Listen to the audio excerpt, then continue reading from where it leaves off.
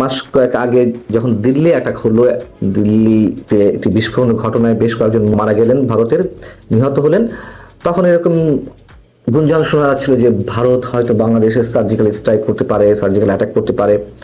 আমার মনে হয় ওই ধরনের কিছু এই মুহূর্তে হবে না, সেটি তিনি মন্তব্য করেছেন যে তাৎক্ষণিক কোনো প্রতিক্রিয়ার দরকার আছে কিনা। তিনি বলছেন যে আমরা সেখানে একটি প্রতিনিধি দল পাঠিয়েছিলাম যারা মাঠ পর্যায়ে সংশ্লিষ্ট সবার সঙ্গে সাক্ষাৎ করেছে। একইভাবে নৌবাহিনীর প্রধান এবং বিমান বাহিনীর প্রধানও কথা বলেছেন। এর উদ্দেশ্য হলো কোনো ধরনের যোগাযোগের বিভ্রাট বা ভুল বোঝাবুঝি যাতে না হয়।